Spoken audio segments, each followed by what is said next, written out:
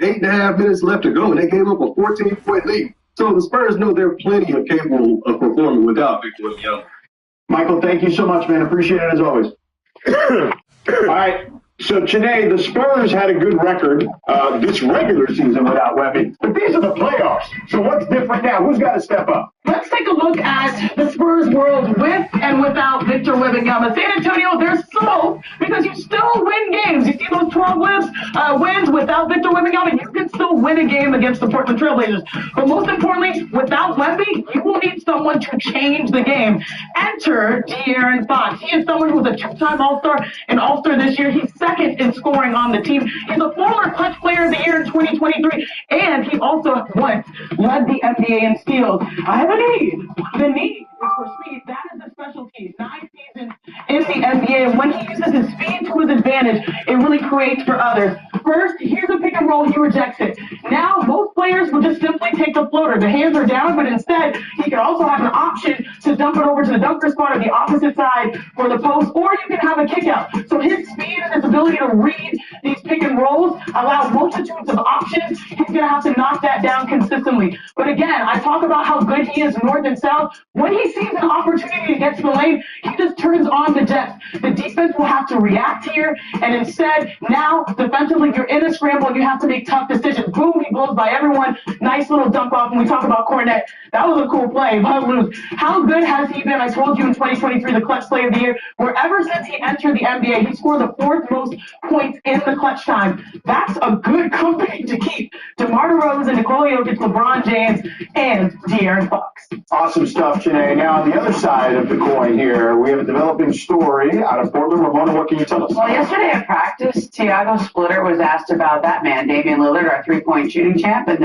the Blazers put up the little googly eyes as we saw that. And Tiago Splitter was asked, is there any chance that he comes back? And Tiago said, probably not. In other words, that wasn't a no. I mean, probably not, but from what I understand, Dame is theoretically could play. He's ready to play. Nobody wants him to come back from this Achilles right now. He's trying to get ready for next season. But let's just say Portland keeps winning. Let's just say they have a chance at winning the series or winning in the second round, and this man is out here doing his things. Then I think that conversation gets a little more interesting. So probably not. I think Tiago Splitter chose those words carefully, and I think that's right on. But from what I understand, it's not a no. That's crazy. Interesting. We'll keep eyes on Dame time. We'll see that. But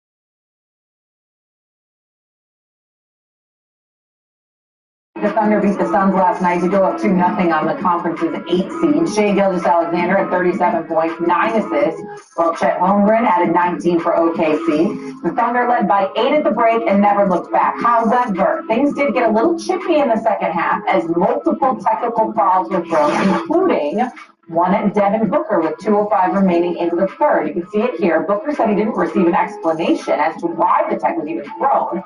Here was Booker on the officiating in Game 2. For my 11 years, I haven't called a ref out by name, but James was terrible tonight, through and through. It's bad for the sport, bad for the integrity of the sport. You know, people are going to start viewing this as a WWE, you know, if they're not held responsible. It just feels disrespectful. You know I haven't won a championship in this league, but I have been in it for 11 years now. So to get to this point, to be treated like that, for me to even be saying something out loud, it's bad. Kendrick Perkins now joins us here on First Take. Perk, what's your reaction to what Book said? I mean, that's the effect of the Oklahoma City Thunder. You know, in the wild, right, the most annoying animal is the hyena, in my opinion. And this is not everything. You want to bother everybody. Yeah, and that's the nibble. Yep, and that's the Oklahoma City Thunder. They're a bunch of wild pack of hyenas. They're a bunch of pack of hyenas defensively. And why do I bring that up? Is because this is not the first time that we have seen players crying after they finish playing against the Oklahoma City Thunder. This is what they do. They get on your ass like back pockets. It's a certain level of physicality that they play with, and they just have earned the respect of the officials. And I get it. That technical foul should have gotten it, no. But even in the history tells me even when I was playing the game of basketball, we would always do that to refs. Hey, he deserved a tech for that now. Don't let him get away with that. That's part of the game. The real question is to Devin Booker is, when the hell are you going to show up and be Devin Booker? Be that guy. Be a guy that's powerful and not popular. Because let's keep it a buck. Since the play-in tournament, he hasn't been that guy that's went out there and had any type of real powerful moment. A guy that's been, a leader, a guy that's been getting others involved. But Devin Booker get paid the big bucks to get buckets and dance on the big stage. That's what I want to see out of Devin Booker. Well, listen, I agree with you there, but that don't make him wrong with what he was saying, because I watched it. I didn't think he deserved a tech. He's going to get fined because you called the ref out by name. A fine is coming. Right now, the NBA office opened about an hour and a half ago. They looking for some money. They're going to take some money from that brother. Make no mistake about it, because you can't do that. But in the same breath, like Big Pro said, they're like a pack of hyenas. I call them a pack of piranhas. They come for you. This is what the Oklahoma City Thunder do. And they frustrate you because defensively, they're a collectively stout unit. Everybody's in their right places. They don't miss assignments. There's no drop off in energy no matter what, whether somebody's switching on you, whether they stand on you, fighting toothpicks, whatever it is. They are always on you. There are very, very few occasions where you see any lapses in judgment or in execution on a part of the Oklahoma City Thunder defense. That's what their signature is all about. Even without Jalen Williams this year, they were like 39, and they're going to find ways to get at you. And they get up in you, and you go against an opponent like that, you know that anything less than your A game is not going to suffice. And so that may be fresh. He's got 45 points in 2 games, Devin Booker. They've held him in relative check. Obviously, he hasn't been what he's supposed to be. Welcome everyone to Sports Basketball. This game features something different, as we'll see talent from the college ranks blended into the lineup as well. I'm Kevin Harlan, along with Stan Van Gundy and Greg Anthony.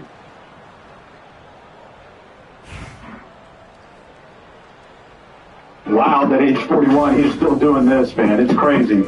So we needed to break out top of the top, best LeBron playoff dunks of his career. We had 294 games to choose from. So we'll start off with LeBron and the Cavs taking on the Bulls. One-handed monster slam right here. Cavs winning 5 out of the East. He was 20 years old. Now, he's been Kevin Harlan on this one against the Celtics.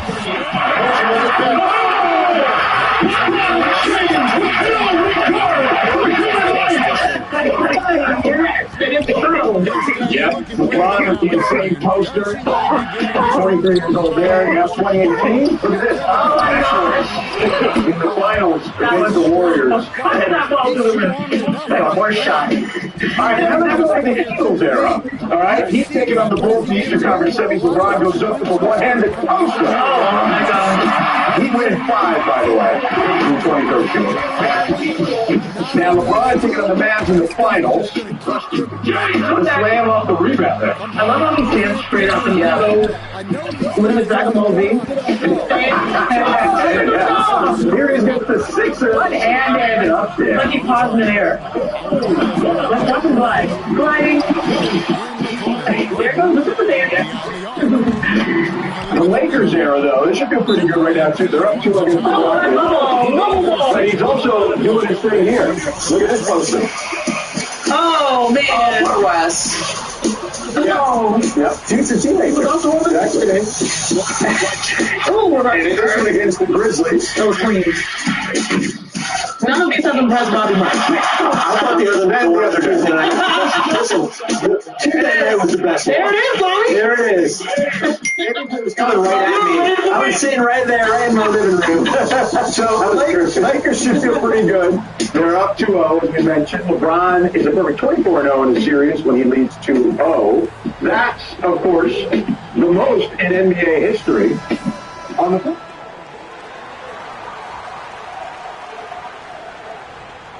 side, Kevin Durant, his teams are only 1-5 when going down 0-2. The Lakers have been throwing double teams at KD all series, and Jabari Smith says he wants to figure it out.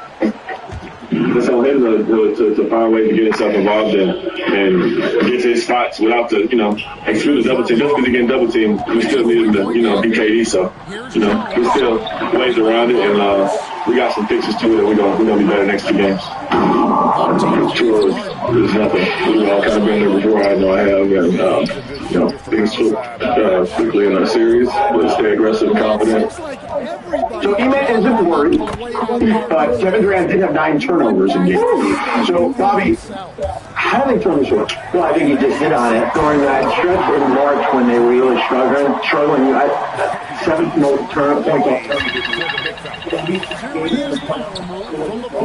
points off turnovers allowed. So you got to value the possession of the basketball. The other thing is, I love Amen Thompson, but in these type of settings, he is one-dimensional. 70% of his points this season is in the paint. So when they're double teaming Durant, as they've been doing here, who else on this team can score if it's not Durant? We're probably going to say Joseph Reed Shepard moving forward here. But I think the Thompson part of the angle is something certainly to watch.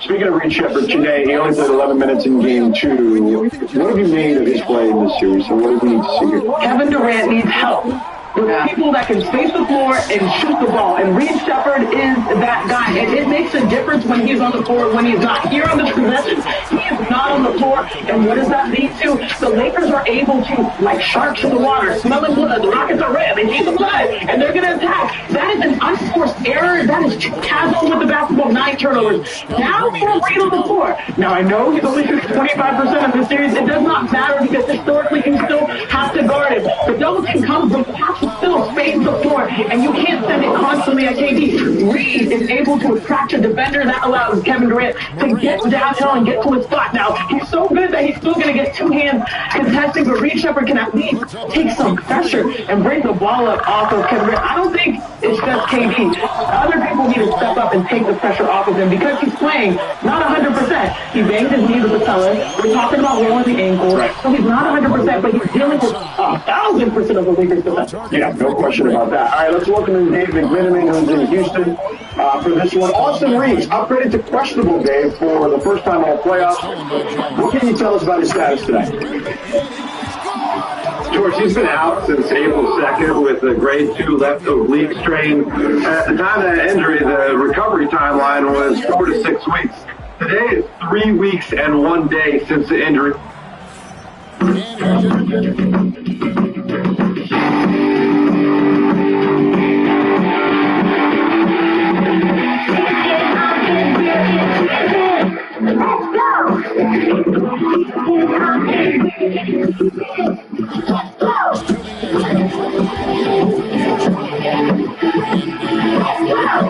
What jumps out to you stat-wise? Well, their anticipation skills on the defensive end, they forced a number of turnovers.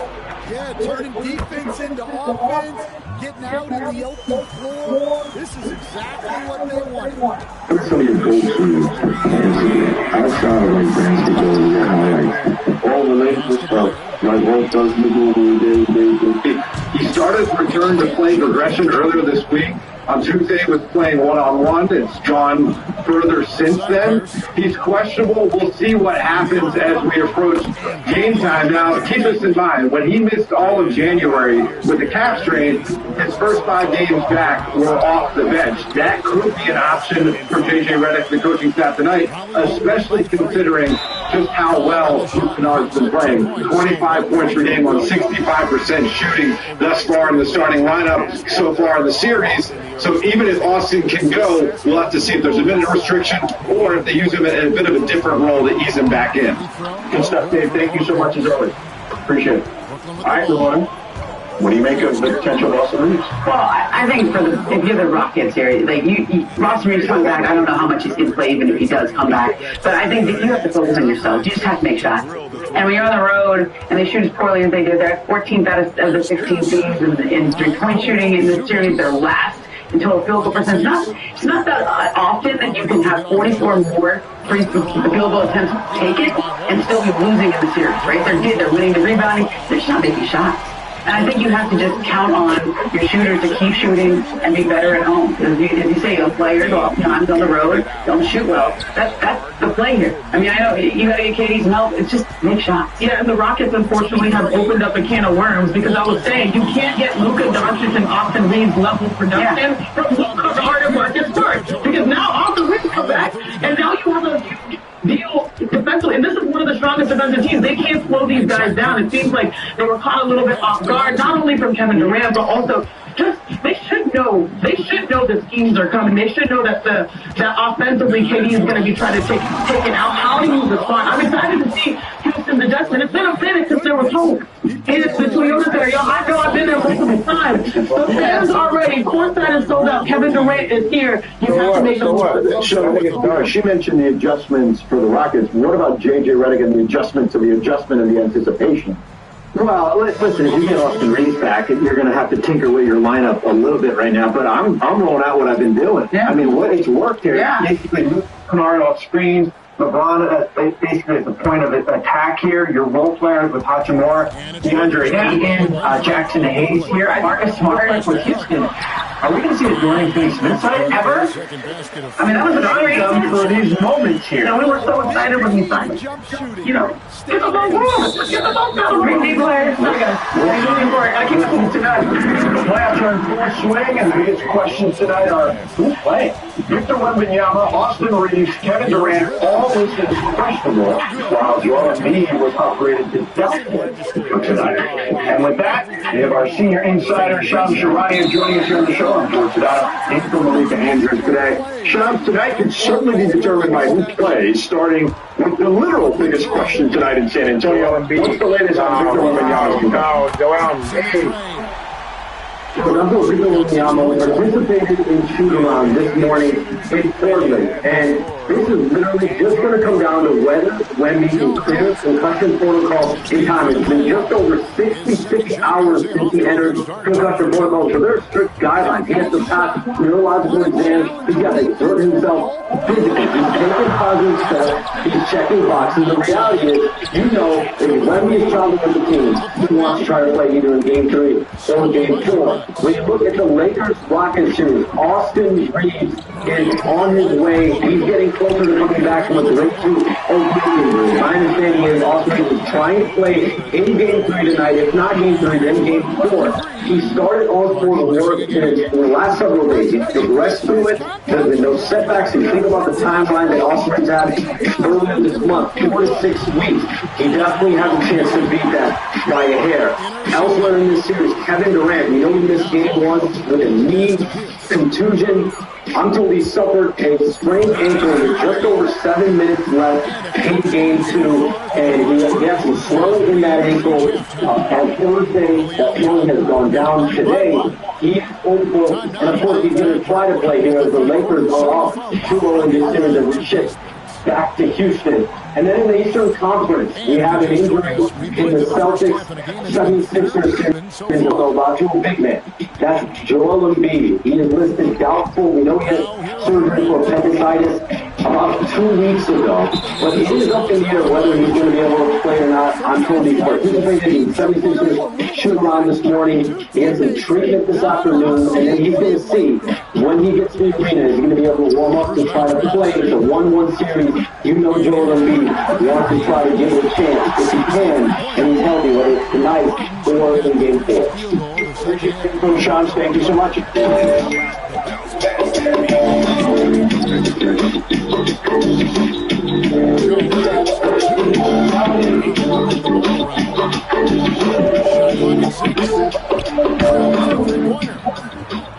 Jones has got 5 points so far. All right, let's head to the end, okay? CJ McCollum and company really is going to work right away today. One of the shiftiest players in the NBA, some things are season and time. We say, ain't no way he can guard me. Well, that is a fact at this point. I mean, they traded Trae Young, and they got back a guy who's doing his best Trae Young right now. Yeah.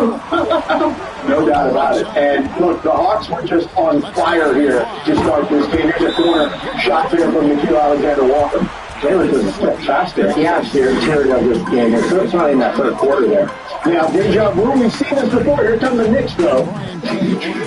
Good minutes from Deuce McBride. Good minutes from OG Anunoby. Knocking down threes. Those are the most important shot for them. But that block right there was huge. And then this was even better. Reset. Anunoby was insane in this game. He gets the loose ball there off the block. But Anunoby, the kick out here. McBride, another three. And then you started feeling maybe it's New York's time. Maybe I thought they were after that shot. That's when I thought they got it. Now Brunson goes to work. Not this time. Not this time. And the horn. He's looking for a short 18-point comeback in the last two postseasons. Next play, though, Jalen Johnson drives to the rim. Gets denied, but gets it back. Staying with the hustle of the Hawks. All right, so here, let's take a look at this last play. What are you seeing here, Jeanette? I'm seeing that Quinn Snyder was in his bag. He kept the best defenders away from the play so that CJ McCollum could get down and get to his kill spot. There it is. Affecting that play, though. Yeah. By design. One guy on him. One guy. He just didn't see the last game. The Knicks have one more shot here. Runs it. Tries to get it. The Hawks can't get it. Here come the Hawks, and this will be it. Tough look. That's how they finish defending. A lot of white jerseys there. A lot of white jerseys. Yeah, Kuminga and Alexander Walker there to come up with the loose ball. The Hawks become the first team to win consecutive playoff games by exactly 1 point since LeBron James' Cavaliers did it back in 2006 in consecutive overtime wins over the Wizards. CJ McCollum, who is both game winners for Atlanta, spoke after the game. I'm comfortable with failure and I'm comfortable with success. I've played for a long time. I really cherish the game, and I know I'm closer to the game in the beginning, so I think for me it's just about maximizing each day, maximizing your talents, and just really working. I think that the team has a huge faith and belief in me, my talent, my ability, and I think they appreciate my approach. And I think, for me, throughout the game, down the stretch, whenever coach draws up, I'm living with it. Not that we felt that, but it's a lot of things to go throughout the game that ourselves we do it, to be better at. And Wembanyama is a specimen. No loss for the Knicks for sure. We're joined here at the desk. You already heard Chiney Ogwumike, Ramona Shelburne, Bobby Marks, George Sedano in for Malika. So Ramona, how do the Hawks have a 2-1 lead? Well, they're playing fast. They have an identity out there. They've been playing great in the second half of the season. And I think the Knicks look like a team that expected to win this series. When you fall behind, you kind of know you can come back because you've got guys like Jalen Brunson. You've got OG Anunoby who's playing great, but you can't fall behind against a team like this. It reminds me a little bit the way the Hawks are playing, or the way the Minnesota Timberwolves are playing. Long, athletic, fast, like Kuminga. I mean, every time in Golden State, they're probably watching this going, oh. They have an identity, and the Knicks right now don't. And I think that's the difference in this series. The New York Knicks are experiencing, unfortunately at the worst time, a regression, especially a number of their stars are regressing. Meanwhile, the Atlanta Hawks are having a renaissance behind CJ McCollum, who has been phenomenal. There are a couple of plays where we can break this down the stretch where he has been the clutch player where people thought it would be Jalen Brunson. Here, he's been cooking 81 points through 3 games. So what do you do? He sends the double team, but he's not in it. Again, you heard it in the press conference. He's poised. He's going to get to the spot on the break short skirt. Look how much room he created to knock down this shot with under 3 left. But let's talk about the actual shot because, again, the best defenders were off and out of the play. Here, you got to press the ball to make this at least difficult and get CJ moving from behind. Nice little butt train like coming and then you go downhill and then you have a small person. So all you have to do is elevate to knock down the most important shot of the game. I love this play from CJ McCollum. A lot of people sort of looked at the Atlanta Hawks and said, what are they going to do in the second half of the season? Where they bet on defense, they bet on CJ McCollum being a true leader, formally been the president of the NBA. And then now looking forward, he's blocked time for a big signature game from a guy like Jalen Johnson too. So they just sort of like eased their way in behind the leadership of CJ. That's the first time I've ever heard butt screen, but also accurate. Yeah. Great. So No, excellent. I've heard that. Hey, that's right. You got it. You might want to use it. You got it. Use it. No doubt. Hawks are short and Knicks seem to be drowning at the moment, Bobby. But what do you make of their lineup situation? Well, there's a lot. Every team is kind of different, right? As far as different strategies, different adjusting lineups. I think for New York, their core five, which includes Mikal Bridges, we didn't see him in the fourth quarter down the stretch here. And I think when you look at it here, this was something that stood out. -11 with the starters here. And what Mike Brown did, he put in Deuce McBride. And we saw McBride guard CJ McCollum at the end. We debate as far as that was the right move here. And now look at that. With the other players here, I think that's something that we're going to have to keep an eye on when we get to game 4. Is if we see more McBride and less Bridges here. But I mean, there's a lot of things that went wrong for New York. 10-0 in the third quarter for transition point. There was a big stretch there.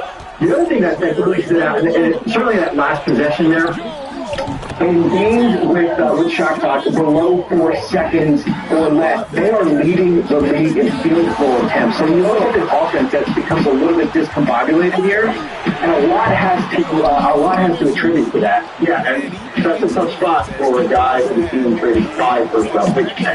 You trade for him to be in a spot like that at the end of the game, not to be on the bench. You guys, lastly, did anyone feel weird? I know it's so statistically good numbers between Kaminga and Carl-Anthony Towns, but that matchup blew my mind. The fact that they're able to guard a center with Jonathan Kaminga, who's probably 6'7" at best, maybe 6'6". But like Carl-Anthony Towns, he's making productive shooting, but like why don't you have an offense where you can punish guys on a block? So it's not only Jalen Brunson trying to do his dance, he tries to score. Now who's that on then? Who's that on? Is that on Towns or is that on the playbook? I think Towns has been going with the new coaching change and just dealing with what it is, but sometimes you gotta pivot and just realize I'm that dude, and that matchup to me is fascinating. By the way, Knicks fans, as you can imagine, not thrilled. And Bobby, I think you analyzed the lineups. Ben Stiller also not thrilled with the lineups as we see here as he's tweeting. So, all right, coming up. Now this is just the sweetest wallet I've ever seen. GPS trackable, trigger engaged, and RFID protected. Extremely sleek, beautiful craftsmanship, all billet machine, RFID. Over in the East, all eyes on the Cavs and Raptors. Literally, our neighbors from the North provided every fan with a straight-up Jurassic shirt. Imagine that the playoffs. I thought that was pretty cool. Look, we the North is ready. They are absolutely fired up. Let's get right into it here. Jamal Sheck finds Scotty Barnes in the corner, knocks down a 3. Scotty, when he sees those types of shots going down, you know it's going to be a long night with the long one. Here's R.J. Barrett straight on. Another 3. Great point barrage last night from both players. Meanwhile, Cavs, some challenges from downtown. Yeah, the Renaissance rate. Live and die by the 3, and at this point, there was a rim on that one. Yeah, at least a better than the air ball. Yes, you see the numbers there. And then second half, Scotty Barnes. Look how much space he had. At the buzzer. Yeah. That was fun. We like that corner in the North. I think he got forgotten a little bit this year, but how good a season he had. Gives it battle to people now. 4 triples in that game. Later in the fourth. Oh, come on. Corner 3 for Barrett. That pretty much sealed it. Under 3 minutes in the fourth, Raptors up 20. Barnes tipped the loose ball to Barrett. Finishes with the layup. Move with the arm. Toronto wins game 3. All right, however, it wasn't all losses to the Cavs, though. In case you missed it, Cavs forward Jalen Tyson's younger brother, Jordan, was selected number 8 overall to the New Orleans Saints in the NFL Draft. An emotional night for the Tyson family, as one of their sons is playing in the NBA playoffs, and the other is now officially an NFL player. 2 brothers are about 2 years apart there. And before the game, Jalen took to social media and posted a picture of the 2 saying, "Your day, brother. Love you to death." And, you know, it's funny, when you were watching the draft, you could see that Jordan was on an iPad watching Jalen's game while that was all going down. It was pretty cool stuff to watch for sure. And here he is, Cavs forward. Jalen Tyson joins us now. So, Jalen, what a special night, man, for you, your brother, your entire family.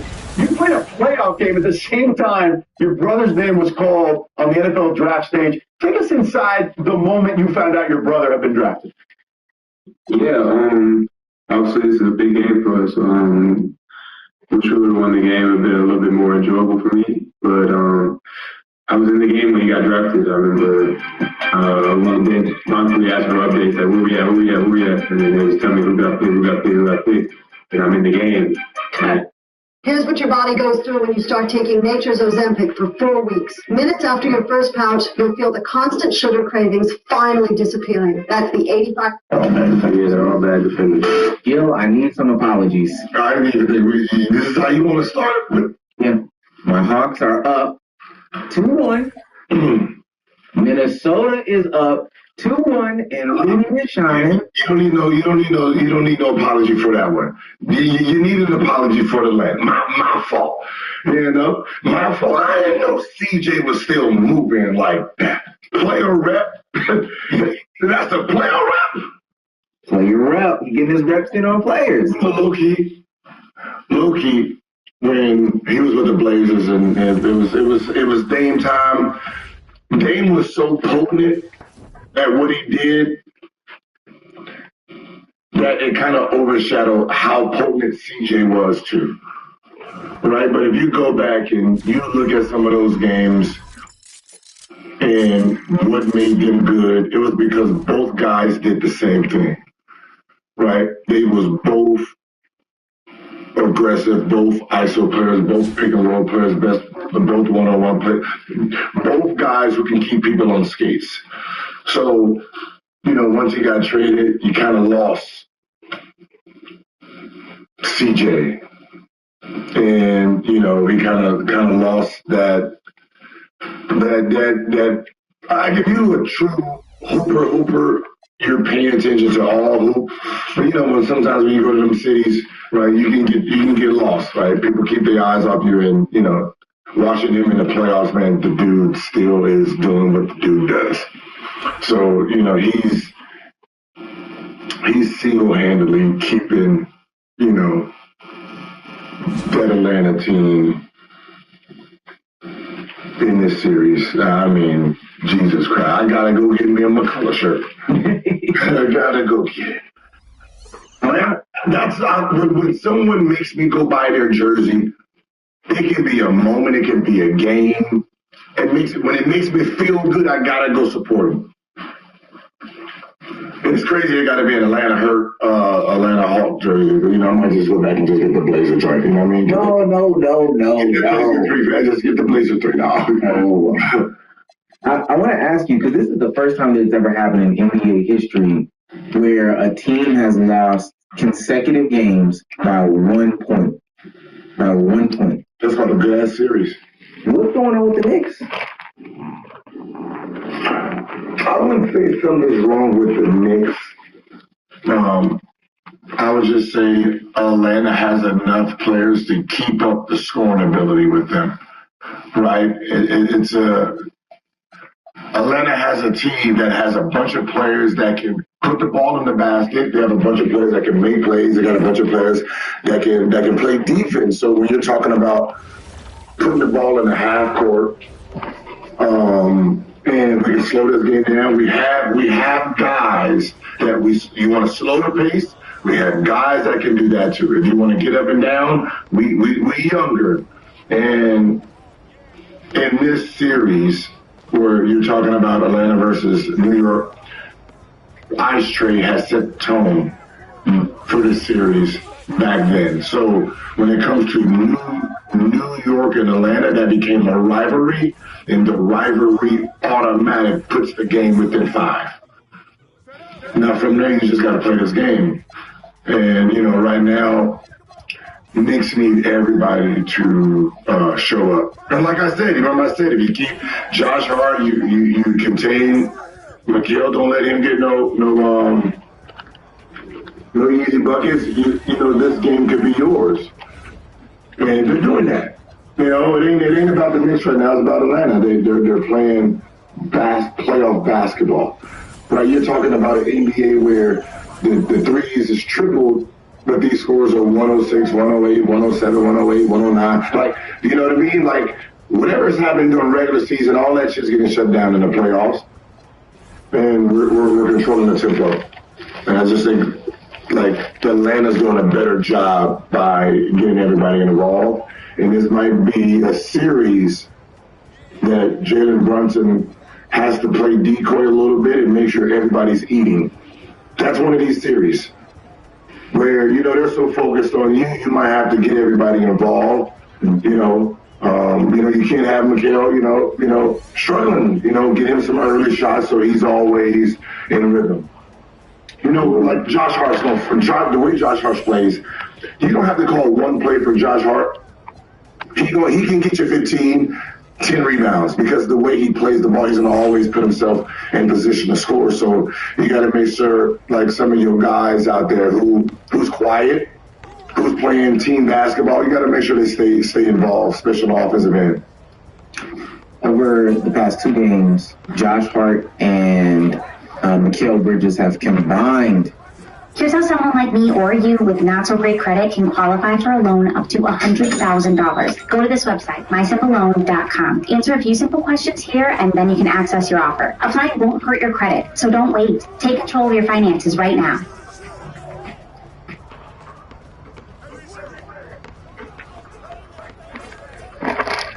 My daughter and I were going through old pictures, and I honestly didn't even recognize myself.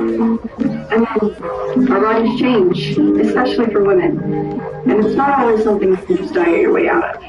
That's why I recommended my mom try TrimRx. Through TrimRx, I was connected with a licensed provider to see if the GLP-1 treatment was right for me. Then I got a plan made for my body, and the monthly cost was straightforward and affordable. As of now, I've lost 20 pounds, and I haven't felt this confident for as long as I can remember. The foot noise is gone, and I'm back on track. If you are thinking about TrimRx, I genuinely recommend going for it. Your weight loss goals are closer than you think.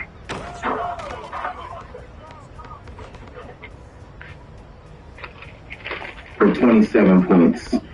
Game 3, 10, 15. Game 2, one had 10, one had 15. Game 3, Josh Hart had 2 points. Mikal had 0. Yeah, Mikal had 0. And then on the opposite side of that, the Hawks are getting good production. Game 2, Kuminga gave him 19 coming up off that bench. And then in game 3, gave him, 21 or something? Yeah. How you living? Appreciate the tuning. Yes or no? You know, I'm not going to change up the prediction, but what you do have here is you have a team that's, you know, they still got just 2 stars. You know, if Jalen Johnson has a bad game or CJ has a bad game, they will struggle, right? But this is from playoff experience. Not a lot of, it's young playoff experience. Like when people talking about, hey, you never, first of all, I only really had 2 playoff series. Chicago, right? And we got swept by, Heat, who ended up winning the championship next year. And then LeBron's, that first series against LeBron. After that, I got hurt. I wasn't Agent Zero anymore. But, watching playoffs and, scouting report and looking at the reason we got through the Bulls is because I had to be a decoy. I thought me averaging 33 damn points in a regular season against them was the key, and I was going to keep doing.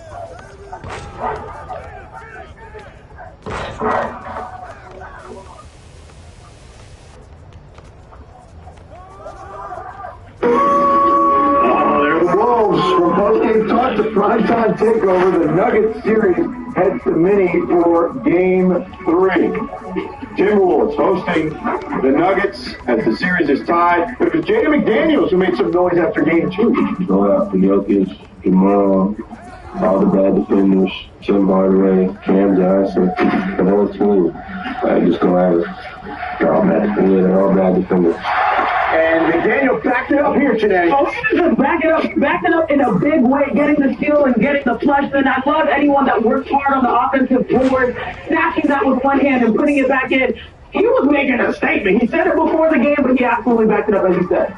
Listen, those guys hang around with Anthony Edwards. Shane McDaniel, one of his best friends, Nas Reed. Those guys, they all train together, and I think some of Ant's pocket is rubbing off on him in a good way. It's rubbed up on Rudy, too. You see him there on the Joker, finish on the other end by Julius Randle. Rudy's been possessed since he finished fourth in defensive player of the year voting. Yeah. I took that personally. Jokic was held to 7 of 26 shooting, 27%, and 7 of 21 with Gobert as the primary defender. Elite defense by the 4-time Defensive Player of the Year. Late in the fourth, Bulls running away with it. McDaniels on the drive. Come on, slams it again. Elevator. This is one of the best dunks you will ever see. That live, David. Look at these people going insane on that. Here's McDaniels after the game after they took a 2-1 lead. Just playing Denver really motivates us. That's enough for just playing against them. We don't really care what they say. Just the number and the name across their chest make us play like this. They're a really good defensive team, and we can make shots. And then, I think to be distributor to whatever, I need to be a little bit, not to be, but if I make little bit shots, then the defense is gonna react. So I think that's why I couldn't get anyone involved because they didn't help with them. It was just a one-on-one coverage. So I think I needed to do a little bit better job scoring, and then I think it's gonna open up for everybody else. To Leo, buy one get one snacks means maximizing his savings potential. However you make money work, Wells Fargo can work with that.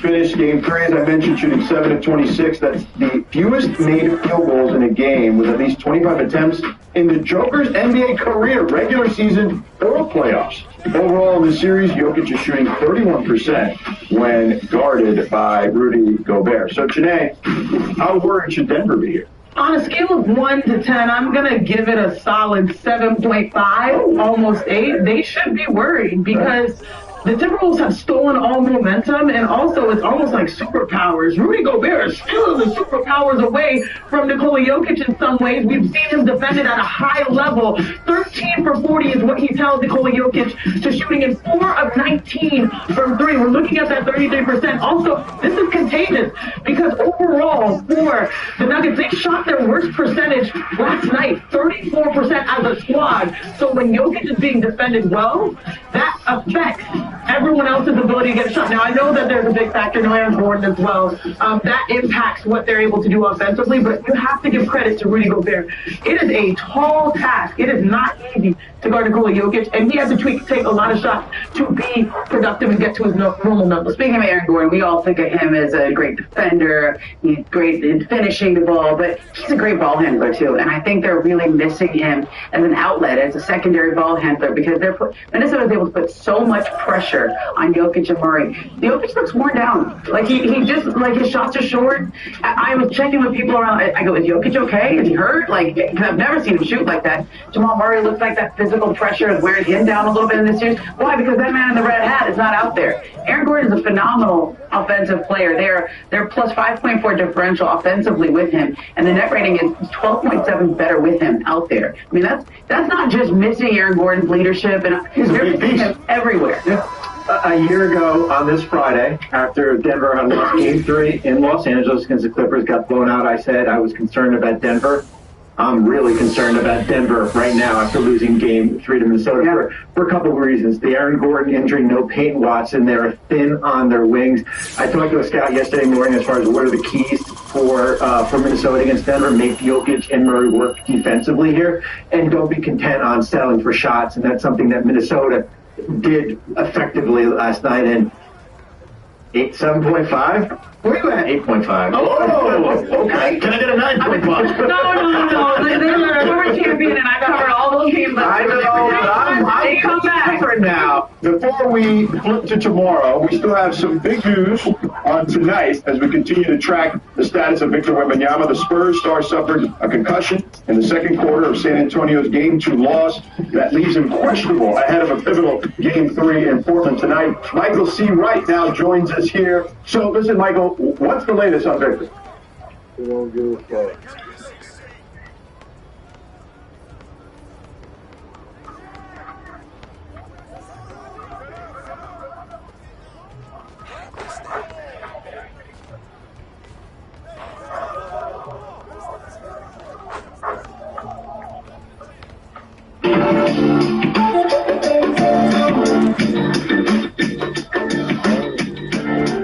Did the Warriors dynasty officially end this past weekend? For sure. I think that was pretty much his last time coaching them.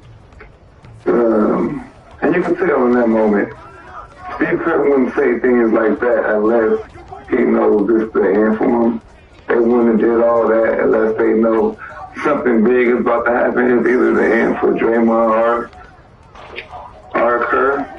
And going the way they about to go, I feel like they about to blow it up and go young. And history shows Steve Kerr don't have patience for young players. He don't have.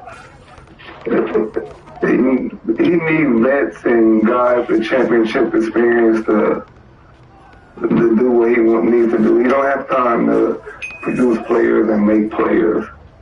He's trying to win now with his mentality. And I feel like right now they done tried that, and Jimmy Butler, things didn't go right. The rookies they had ended up flushing away. Kaminga, things didn't go right. And it just gave a nasty, like, it made Steve Kerr look different to the organization, to the Bay.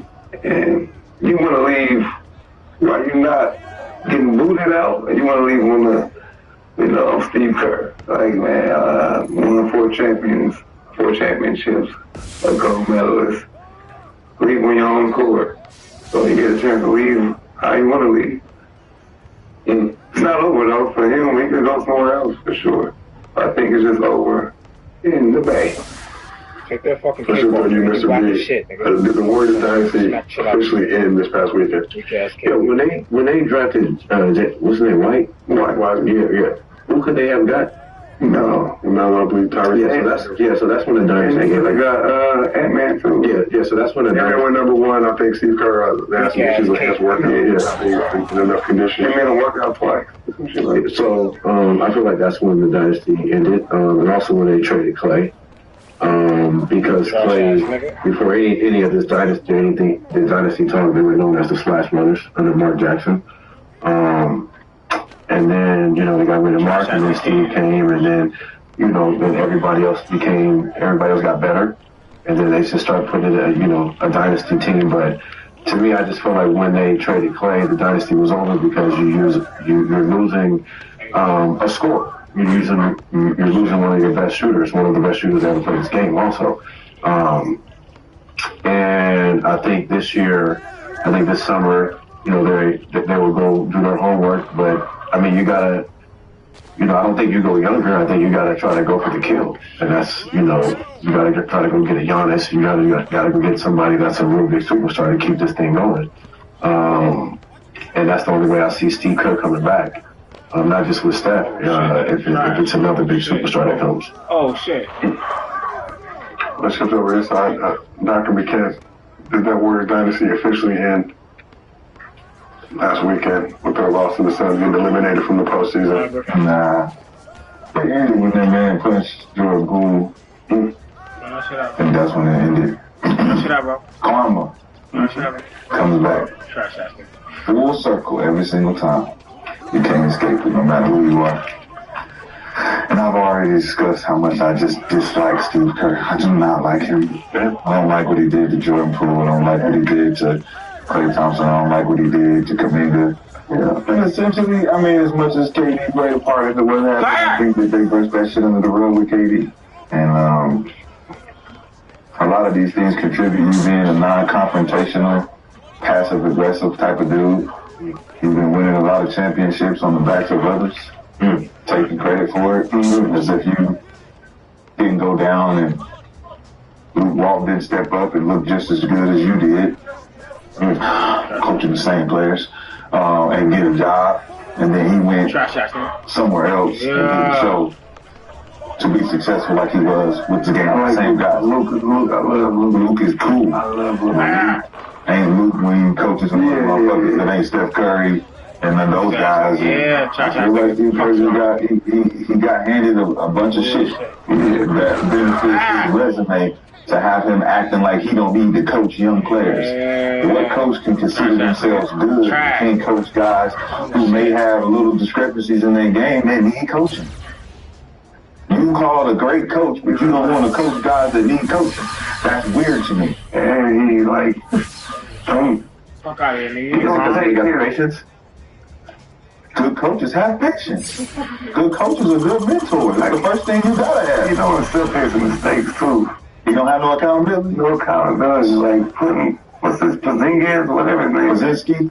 Like you forcing that on us. Like you forcing him to. Yeah, like, what do you see? Like, yeah, like, you know what I'm saying? Like, do you see yourself? Yeah, like, what is it? Like, I want to show y'all this. I was just like this. Yeah. Because, you know, that could have been me with Mike. Come on, man. You know, that could have been me with, like, it's like one of them, like, you look at like, it's like a me moment. Like, listen, man, listen, you got your me moment. Your me moment's right here, but all your dreams, and doing what you got to do. Yeah, niggas, they want KD back, but Steve Kerr got to be gone. Now, that ain't happening.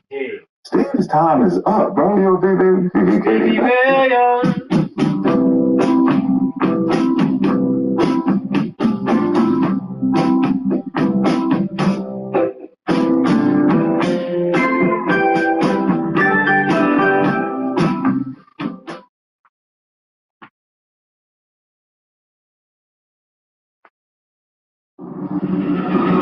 Hey, man, record in slow motion.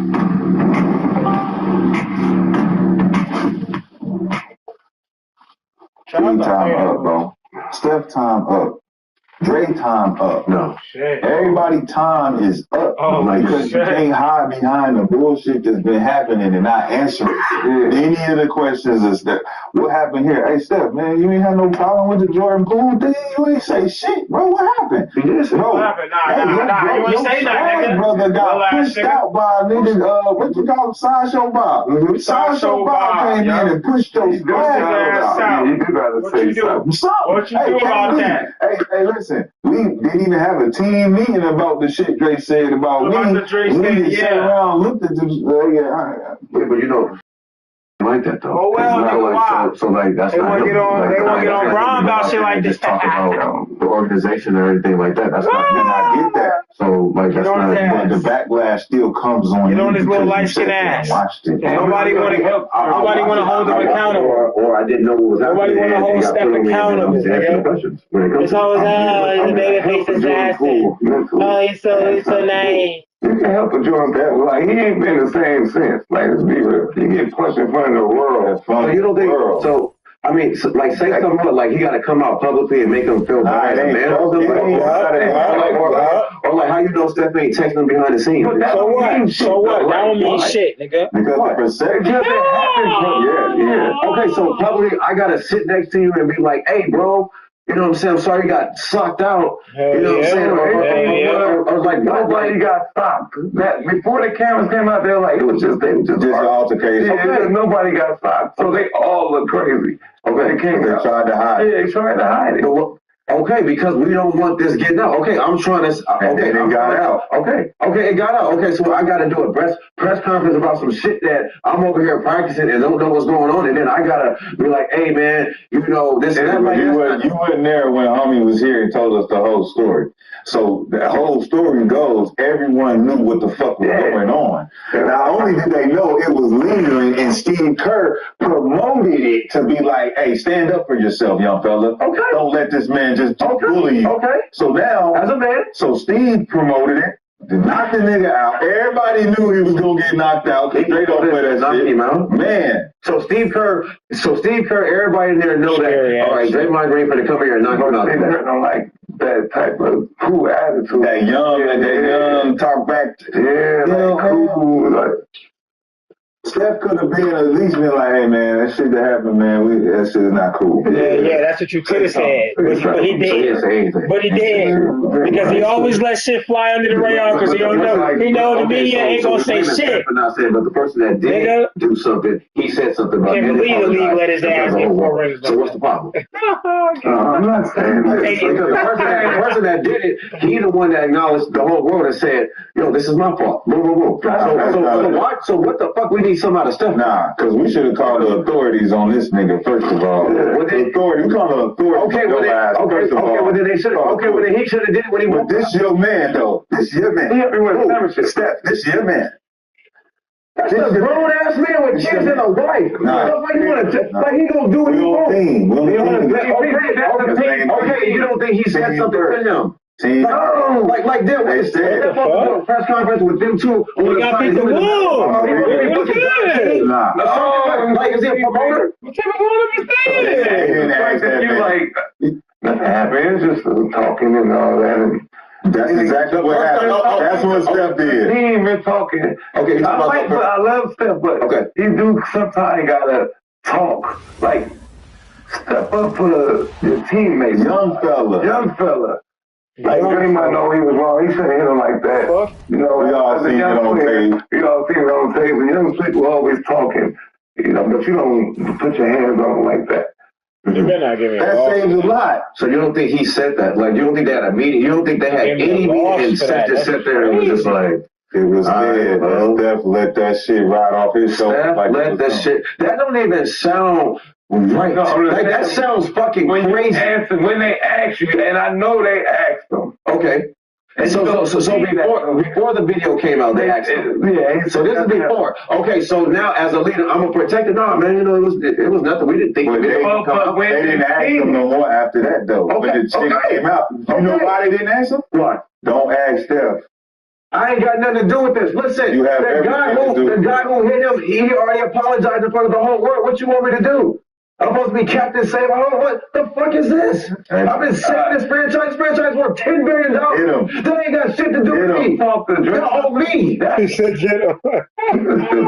Doing the same thing. They should have never traded Clay. They should have never traded Clay. I don't know why. As soon as they traded Clay, he just went downhill. Clay told Stanley Court report that as soon as they traded that, they're gonna do. I don't need you. So they had a conversation. Why y'all want him to sit in the press conference and answer all these goddamn questions? You burning my fucking house down. You burning my house down. Steve Kerr, you burning my house down. Have you seen the greats doing? No. Have we seen the greats doing? The greats speak up for Pippen and Robin and all them, Kobe. So we went out there and talked about stuff like that. What you touching?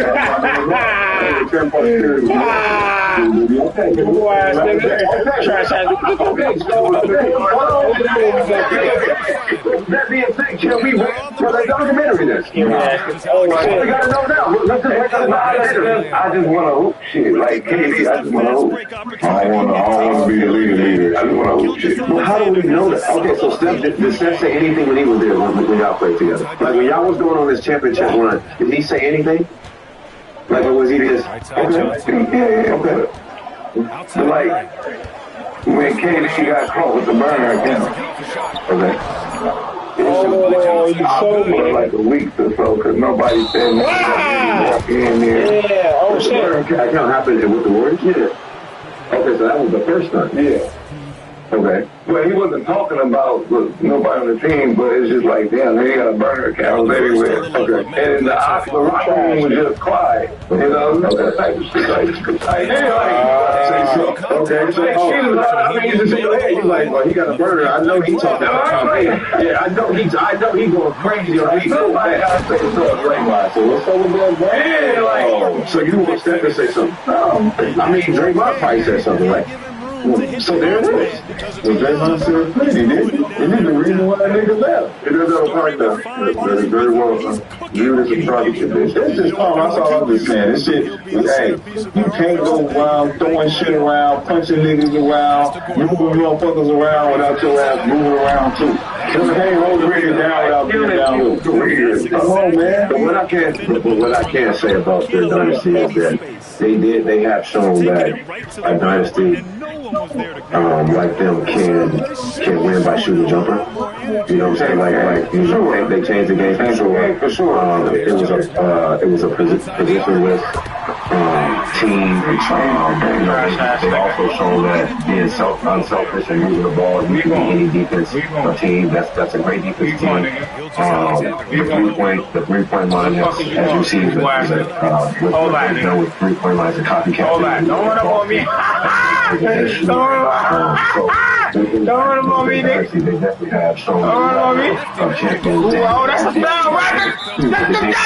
Throw the ball inside to the big man. That's a foul, right? Hold on. They just played around the 3-point line and they were successful. So shout out to Mark Jackson for seeing it for what it was. Shout out to Mark Jackson to see this last break and what they were. I'm with that. I love what Mark Jackson did, but where you going, nigga? Where you going? I can't say Where you going, nigga? Nowhere. Throw that shit back, bro. Pause. What the fuck is wrong with you? Watch on his Give it back to him. Yeah, give it back. Give it back. It's trash, nigga. What the fuck you doing when you see me, nigga? Scary ass nigga. Throw that shit up. Boom, nigga. That shit ain't nothing. I told you, nigga. I'm back, nigga. Ever started bathroom reno thinking it was just one project? Yeah, same. How do I get the tile straight? Or the paint straight? Or the shower? Or the plumbing so just right? And how can you juggle all of this without so that's why I hired Pro. What a finish. I mean, he just took over himself. What a show of power right there for the point guard. Sweet. And you know, guys, when the point guard is making it. Double for they in the first round of the playoffs. What was you jumping for? You moved. Like Steve Kerr did bring his offense. Johnson took the first in the season before the federal gambling code. So this more or less was his team before the Chicago Splitter took over. And this same people held it down. What was different? And we're going to win it. They won a championship. They were almost confident. But I'm doing a big difference in that. Moving in the first round, second round, winning the championship is a big difference too. But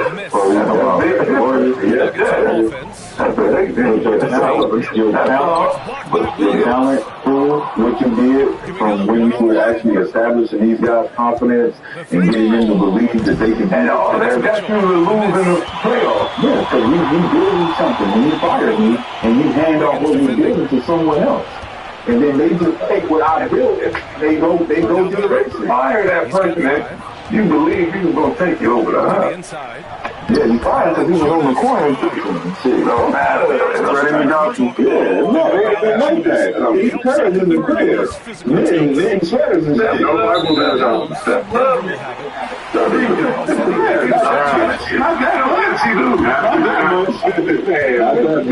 I watch it on YouTube, but I ain't gonna show up to the congregation, nigga. I can't be there with you. But I'll watch. That's It'll count. I said obviously he wants to play at least a few more years since he has a lot left in the tank. But also said it's going to be a big offseason for this Warriors squad moving forward. So, and Draymond also acknowledged that this could be the end of the road for him as well. With this Warriors team as they look to make a move for obviously got Jimmy Butler coming back next season. Steph, Draymond under contract. It's got to have Jimmy Butler. All reports that they're trying to bring in a superstar level player. Now his name has been thrown around in that mix-up. That is signed for 2 years, 134. I mean, 137. Steph Curry, I think that's right, right? He just signed an extension, which means that he'll be making $66 million at 38, 39, and then 71 at 40 on the way out. Well deserved. Small for what play is $10 billion franchise. He needs more. Shout out to Fan Homes. Different thing. And what was just 32? What was the Warriors? The Warriors was Steph. I mean, shit, they were still exciting. With Barry Davis, they were still exciting. Monte Ellis. I'm about to say the Monte Ellis era. Monte. Yeah, no, I'm just saying they would see him, but they wasn't. No, not on that level. But you didn't really watch Monte hanging. Well, I'm saying something they're gonna do. Did he win you 4 championships? He didn't win by himself. Oh, I wouldn't mean one. I was mean together. At Viber, we've done the homework so you don't overpay for business insurance. In fact, you can save up to 20% so you can put more resources for running your business. Call or get a quote today at Viber.com.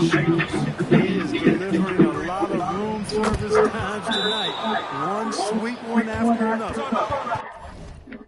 It can grow out of cracks between stones and still bloom by a wall. This is the cornflower, Germany's national flower, a symbol of happiness. Just toss them in the soil, and they'll keep blooming for 200 days, from spring. This moment to speak to his guys, maybe alter some of the game plan.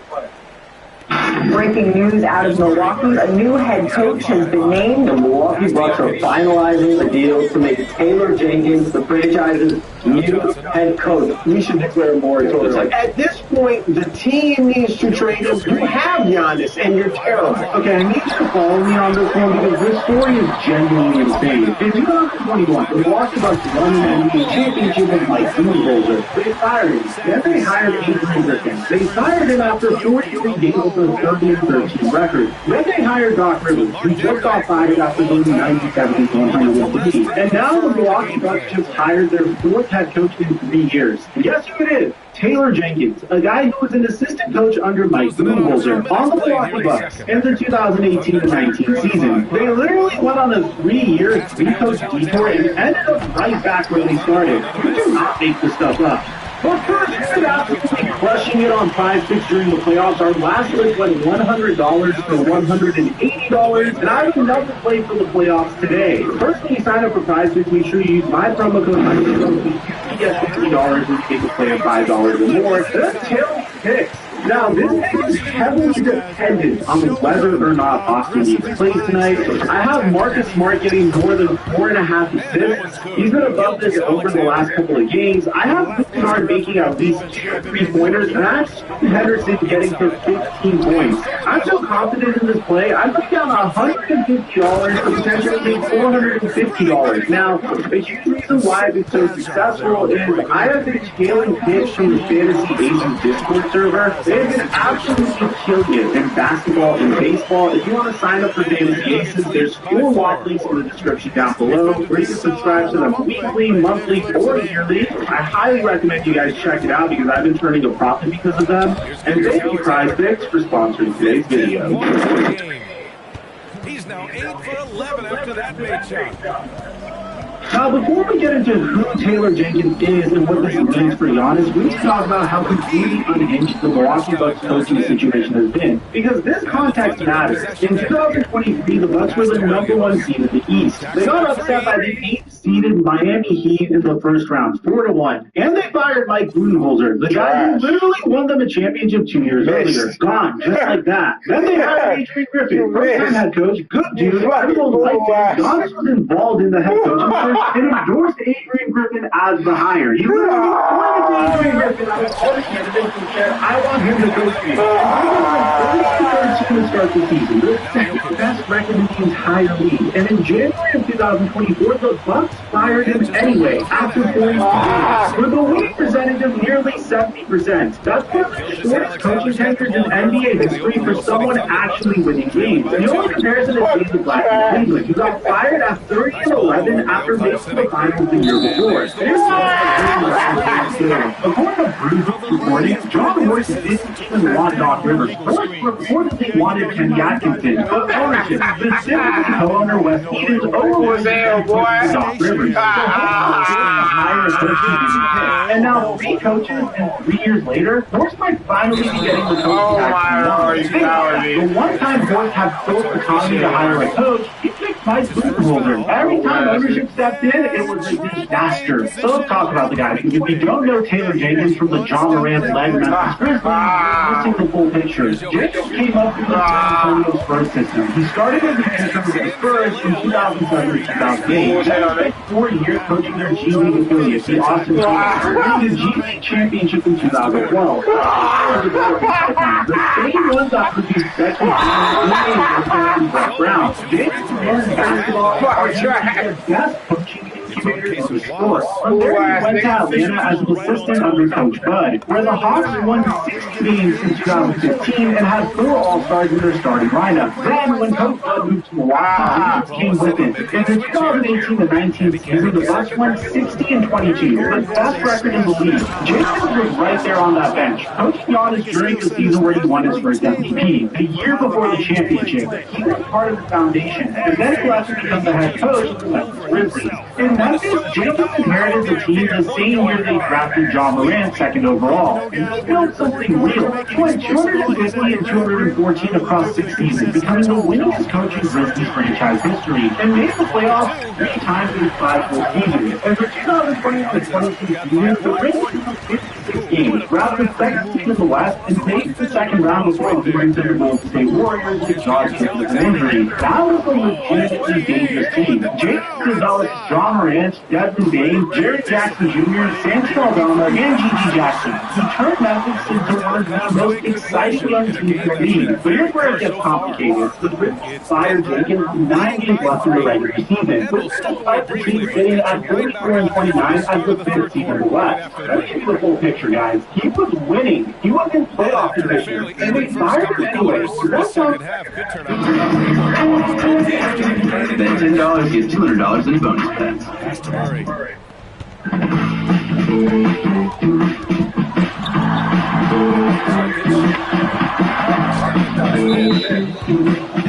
Murray picks up the foul. That's foul number 2 for him. Clippers led the Warriors for 41 minutes, up 13 in the fourth, but not only did Al Horford and Steph Curry hit big shots, Draymond Green straight terrorized Kawhi Leonard. Definition of shutting him down. In the final 12 minutes, Kawhi had just 2 points as the Warriors outscored LA 43-32. The best moment, with Clips a chance to tie, Draymond bodies Kawhi to steal the inbound. Goodness. Chris Paul immediately posts a funeral guy meme to dance on their grave.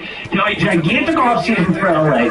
Every sign points to Kawhi being done. Not only off this team, but could the NBA drop the hammer on the aspiration scandal? In fact, the Athletic reports only Ty Lue and Darius Garland are expected to remain with the team as the franchise prepares to hit the reset button. But where does Kawhi go next? We actually have a very good idea, but it is rare I find clothes that very fitness-oriented, but at the same time, local California, surf-inspired. I've worn Fury for years, which is why I was so excited when they reached out to sponsor this video. One of my go-tos all year round is the Strato Tech tee. It is the softest performance tee in the game. Lightweight, also moisture-wicking, perfect for training or everyday wear. Love it so much I have it in a bunch of different colors. But speaking of everyday wear, I wanted to switch it up and see Shut your ass up, bro. a 3-1 lead in the bubble to Jokic in the Nuggets. In fact, after making that conference finals against Phoenix in 2021, it's been missed playoffs and first-round exits. I knew it was bad, but perhaps for half a decade. Wow. What's even worse, though, you know how they gave up all those picks for Paul George? Built their entire future, right? So what will they have left? Coach double down. James Harden. Yeah. Fuck y'all, OKC ass niggas. For what? Y'all niggas bullshit. Harden scored 7 points in their crucial Game 5 in 2024. 7 points again in their Game 7 against Denver. Y'all niggas bullshit. Hold on, y'all niggas can't fuck with us. Fuck y'all niggas, man. I'm not niggas around here. You give them nuts, nigga. You fuck them nuts, nigga. And you missed. Oh, what? You were wrong. A former Clip Shea Trump, that nigga. Talking about Shea Butter, nigga. Ain't no fucking Shea Butter, nigga. I'm a joke, nigga. So unless you want to return on a big discount, they probably move on. Now, the good news, Kawhi just had the blue arrow, best seasons of his career, so other teams will be interested. But before that, what is going on with the aspiration scandal? It's going on way more than expected, but now an update. Hell yeah. That the Clippers paid Kawhi under the table through a company called Aspiration. This happened months ago. What is taking so long? Well, the NBA hired an outside firm to investigate. The Athletic now says, according to a lead source, the Clippers now believe the NBA's investigation will not result in significant punishment. There's no expectation that Leonard's contract will be voided. ESPN's latest report backs that up. Why?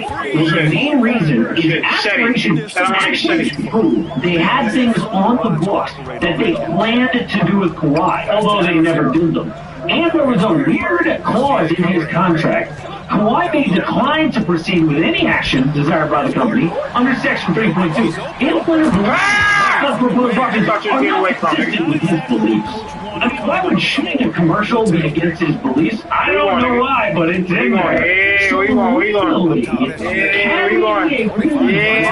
Hammer? No. Know that, nigga. Know that trash ass nigga. Never are other NBA teams, which is why and the group said no at the time, but this summer multiple squads are willing to offer to Kawhi. You know better than that. Yeah! Run that bag out. But come on, man, we're just in a ride. Super efficient. Near 50, 40, 90. This is all world type stuff. So teams will make offers. But for how much? Are we talking multiple first round picks? The first team in line is the Golden State Warriors. We know they are going to make a big swing this summer. Giannis plan A, but the more time goes on, playing no games. Where the fuck think you going, nigga? Nowhere, nigga. Giannis wants to be as close to the fuck out of his family as possible. Smoke shit, nigga. That's why New York is his number one. And we're hearing Miami. Really feels like Golden State is off the table. So this is how Connie reports, and he's among the best Warriors reporters. Multiple league sources indicate the Warriors were reasonably close to trading for Kawhi Leonard last February. Apparently, with much of the deal terms generally agreed to, the decided to go out of talks last year. And Dubs at the playing game? Draymond said, I appreciate playing against all-time greats. Kawhi Leonard is one of the greatest our league has seen. Kawhi always brings out the best in me. My goodness, could this be more obvious? So old LeBron James or old Kawhi Leonard, take your pick. But who do these Dubs ultimately trade away? Either Jimmy Butler or Draymond Green, depending on other free agents. But they have to include at least one unprotected So I would get one snatch means maximizing his savings potential. However you make money for those Fargo's 12 seconds left in the third quarter here. Fuck out here, nigga. Ain't no Casey over this bitch. Ain't no Casey. Ain't no Mitchell over this bitch. Trash ass bitch.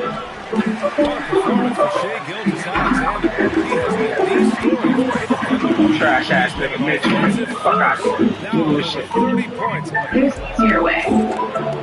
From little fixes to big projects. Next is they also have Giannis in their sights.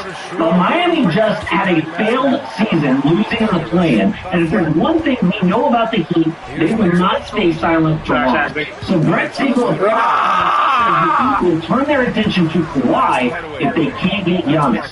A trade could be the Heat getting Kawhi and Brook Lopez for Tyler Hero, Andrew Wiggins, and one first-round pick. So the Clips pair Hero with Darius Garland and Wiggins, certainly a win-now player. But LA already started to make a pivot at the deadline. They smartly traded James Harden for a guy 10 years younger and an all-star Darius Garland. Then they dealt Ivica Zubac for Benedict Mathurin, who was good, but mainly the Pacers 2026 first with protections. The best this pick can be is number 5 in this loaded draft. which means the biggest day in Clippers history for a long time is May 10th. That's when we learn the draft order. Will the Clips pick 5 through 10, or does that pick then become a base of 2031 unprotected?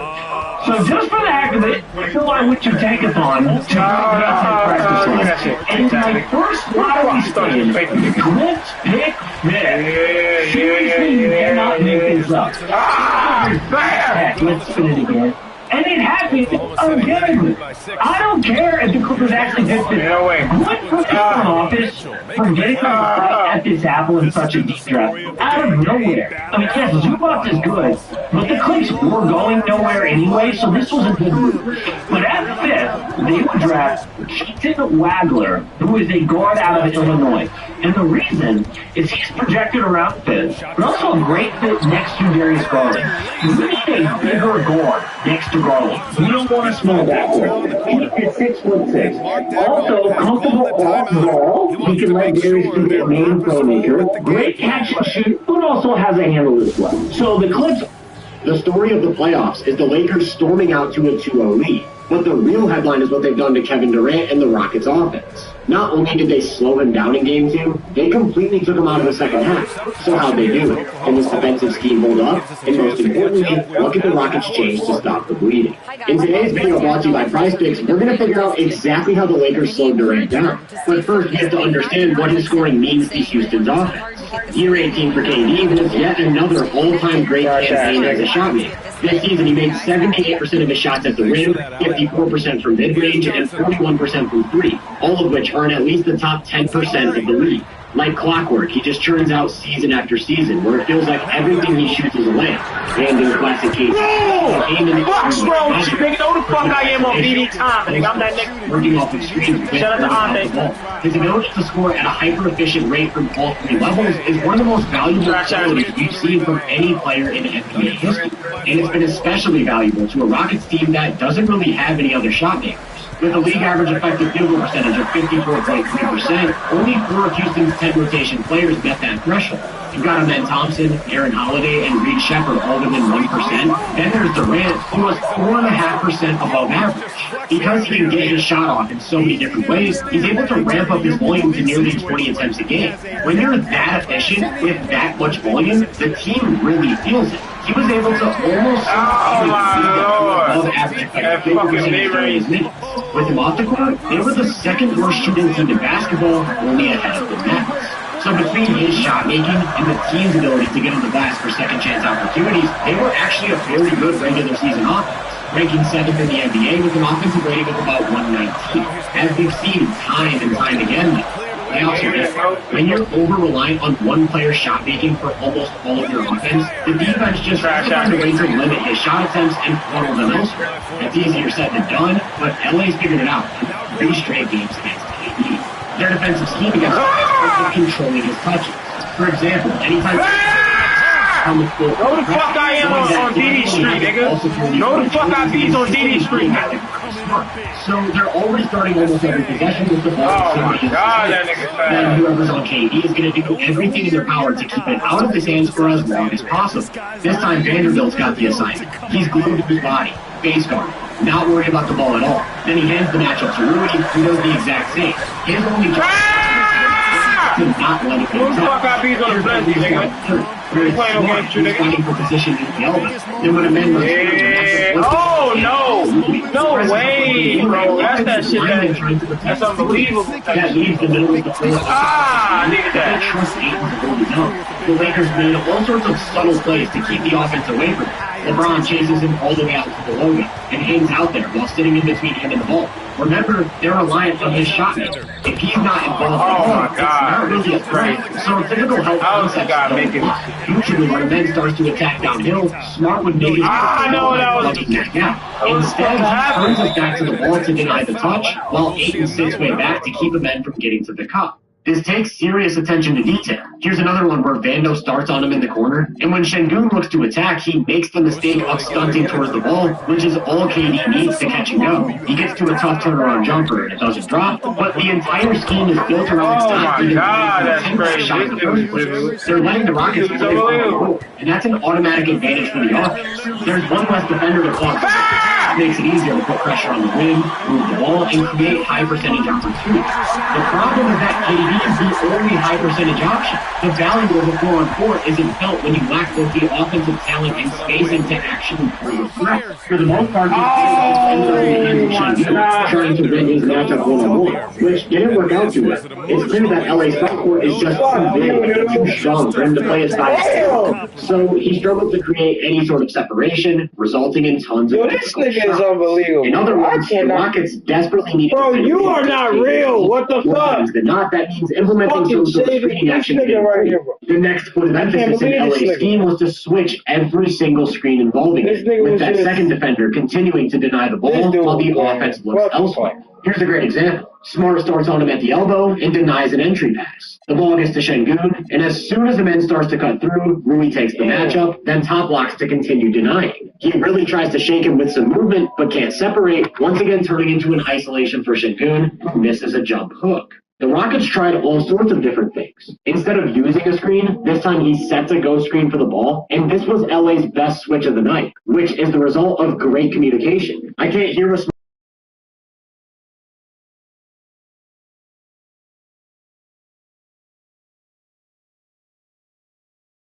Fucking trash. Exactly. You got no shot. Communication.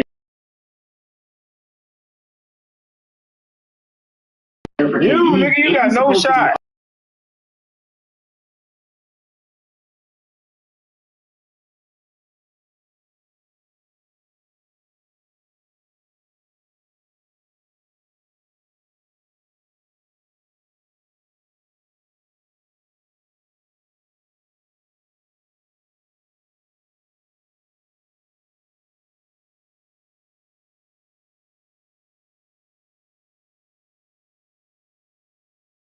From the weak side. Damn, Those breakdowns were few and far between them. For the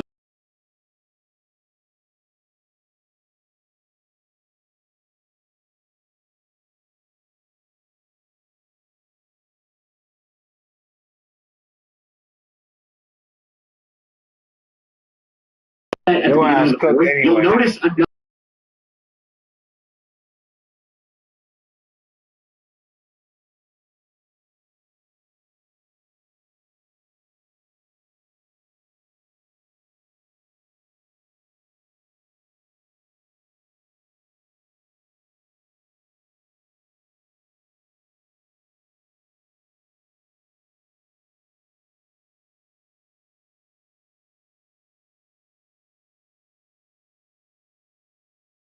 more importantly, though, the Lakers want him out in front of their entire defense so that they can get into the true backbone of their defensive strategy. Less would be easier if I could do everything with the ball now. Allow me to assist. No, that's tomato. Sheboygan. Stable. The Timberwolves built their emphatic Game 3 win on the back of their roster. The Timberwolves built their emphatic Game 3 win on the back of their role players. With Anthony Edwards having a quiet night and Riddle with foul trouble, and Julius Randle having a good game but not a high-impact great game, the Wolves needed their perimeter defenders to step up into bigger roles. And what we saw from Jaden McDaniels and Ira Dosunmu was more than just stepping up. Don't get me wrong, this was a Rudy Gobert game and a Dante DiVincenzo game, and even in some phases of play, a Bones Highland game. But these were the two who revved the Minnesota's engine, and they did it on both ends of the floor. I think it's only right that we start there with Jaden McDaniels. He's been the center of attention the past few days, and he walked the walk in this game. Like McDaniels often does, he popped defensively in this game, and it was the reason to make Jamal Murray work for his possessions that stood out the most. He was really physical high on the court, beating him to his spot on the drive, and keeping Murray above the three-point arc, and forcing Murray to take contested shots after 15 to 20 seconds of dealing with the fatigue that physicality brings. And you can see that this was wearing Murray down. This starting movement where he gets up into his body both negates any ball screen and forces Murray to pick up his dribble and get off the ball, and it's energy sapping. Even when Murray gets it back, McDaniels is squaring him up on his side-to-side movements, so that even when Murray does finally get inside the arc, he's flailing and throwing up wild shots to finish possession. It's obviously great individual defense from McDaniels, but it's also Minnesota's defensive plan. They want to tire out Murray. They want to pick him up full court. Trash, nigga. Watch out, fucking Just watch the way he's pushing him out and out and out here, bodying him up at the halfway line, and then driving over a screen to stay. That shit you doing me nothing, nigga. That shit you doing me nothing, This is how Minnesota bends Denver into playing the way they want to play.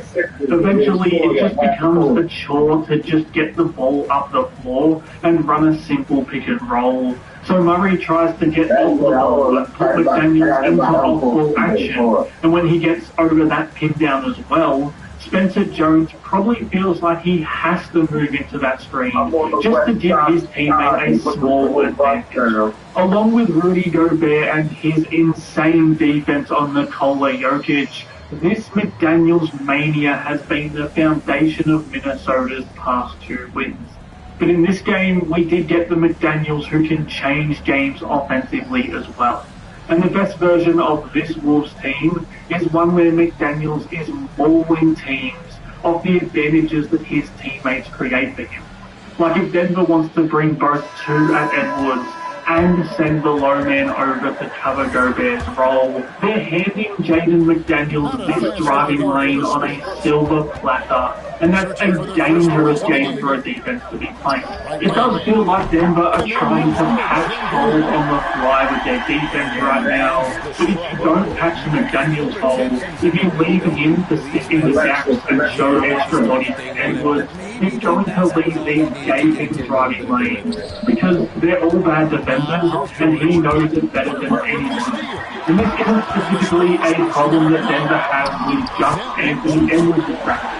They're all bad defenders, so they need to overload towards the ball, so McDaniels can just sneak into positions where they can't recover back to stop him.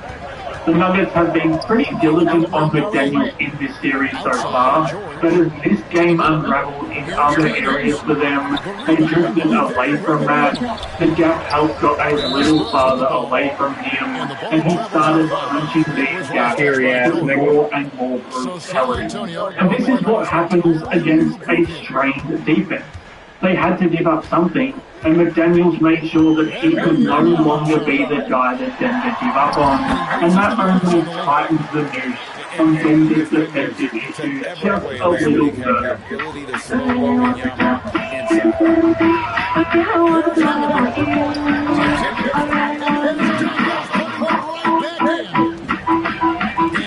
Got 6 points. I love the determination he showed there, getting himself into good position. My daughter and I were going through old pictures and not sleeping The problem for Denver now is that his predicament gets even tougher as he struggles. I don't see how you could not be correct. Because we haven't seen this happen before. Like, obviously we've seen it in the movies, but we haven't seen anybody kind of lock him up the way Rudy Gobert is. Heck, a couple weeks ago, he schooled the unanimous defensive player of the year, Wembanyama, who's the best defender in the world, which is why I don't want to hear about him. I don't want to hear, oh, he hasn't been the same since he came back from his wound. No. We saw him put 40 and 20 on Wemby. The reason why he's saying I'm like, I bet he's injured. No, it wasn't just you. I heard him point out nonsense. Oh, God. I think 3-point shooting is critical in this situation because he is shooting 14% from 3 over the last 2 games, 32% overall over the last 2 games. And what the difference in Wembanyama and Gobert versus Jokic is Gobert at this stage is much stronger than Wemby. And so he can battle with bang with Jokic inside, so Jokic can't just back him down and score over him inside. And so he's getting the 3, but he's not hitting it. And he hasn't hit it since the All-Star break. He's shooting 29% from 3 since the All-Star break, which is a long sample size. So I am shocked by the way Gobert, and credit to him. And to your point, the Timberwolves as a whole are angry. Gobert's upset and using it about not being one of the top 3 defenders in the final ballot. James McDaniels is just going and then go out and put 20 and 10 on him, and his defense was ferocious with Jamal Murray, who also is in a harness. Like, Timberwolves are really good in this series. And listen, you're focusing on Joker's offense, which is totally fair. In the series, his splits are 40% from the field, 20% from 3, with 4 turnovers per game. But we look at your defenses. I have loudly said for the last few years, he's the best player in the world. This is how you lose that title. And there is not a single moment in modern NBA history where the best player in the world had 3 consecutive early playoff exits and kept the title. Okay. You know, this is still the wrong conversation. Do you guys know what the right conversation is? Fox deciding where to go with it. And that good. He is a very one. He's really comfortable inside. Fox, look, his game is about attacking, getting in close, not necessarily making a ton of threes. Lewis outside. Pass to Person. To the inside. Pocket 6. Hibbert gets the bucket. Here in the second quarter with a little over a minute gone. Nice ball movement by San Antonio. Fox is double. To the left side lane.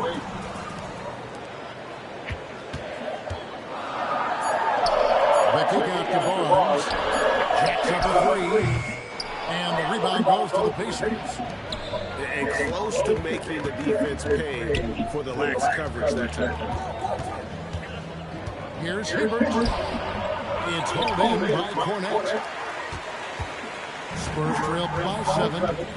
The team has added Elijah Moore, Hollywood Brown, and Ja'Fabian Wicks to the wide receiver room this offseason. So now we go back to the lemon of it all. Do we like it, love it, or hate the lemon pick in the first round? RC, what do you think? I hate the pick because he's supposed to go to Pittsburgh. He was really close. What the Philadelphia Eagles were doing. He's on the phone with my dog, Omar Khan, because he's supposed to be a Pittsburgh Steeler, and then Howie Roseman bamboozles us, leads us astray, runs us amok, and then he moves up with the Dallas Cowboys, for God's sake, the all teams in the NFC East, to get Makai Lemon from right under our nose. I mean, the man was literally going to have to drive from the stadium to the south side to be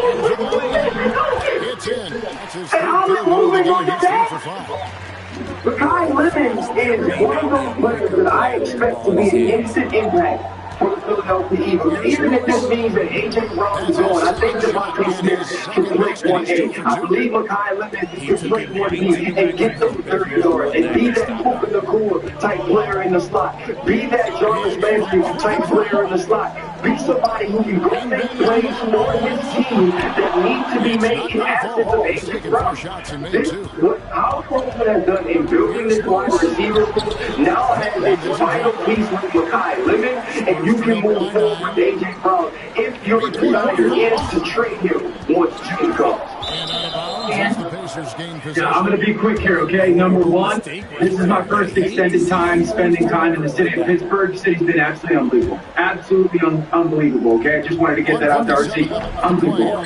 Football-wise, one, with this pick, I think this expedites the A.J. Brown trade as far as realistic chances it happens. If I were the Rams, I tried calling sneak in there instead of the Patriots. So I do think A.J. is going to get traded. Two, Sean Mannion comes over. He comes from the McVay, Shanahan, Matt LaFleur tree. One of the things that you need in a receiver is the ability to work the middle of the field, motion shift, and be willing to block in the run game. That's Mekhi Lemon. I think Mekhi Lemon is going to become the Philadelphia Eagles version of legooooo. I don't give a damn. That's my answer to this question.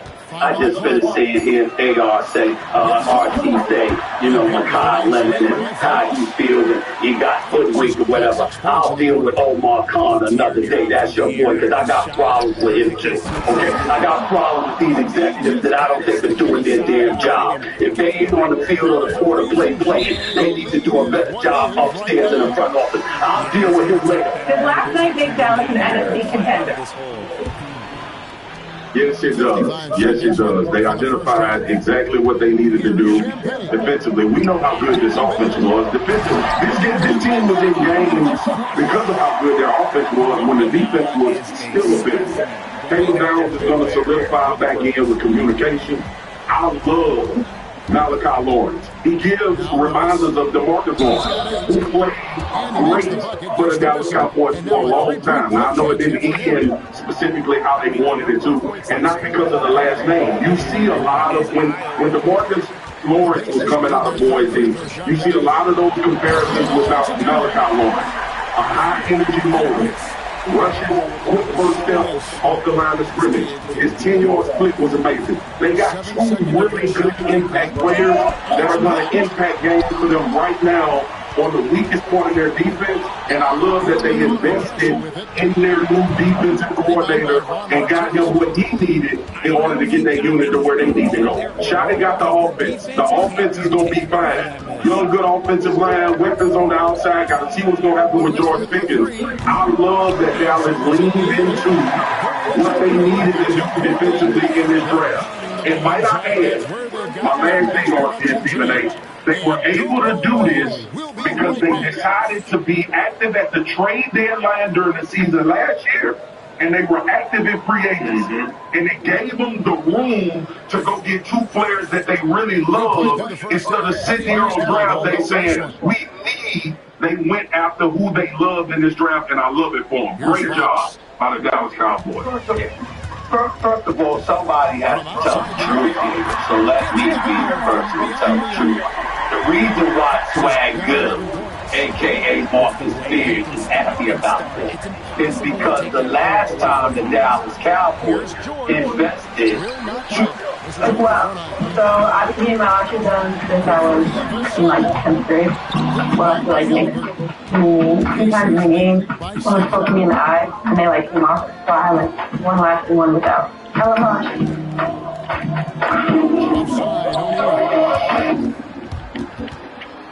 Back to Halliburton. 6 to shoot.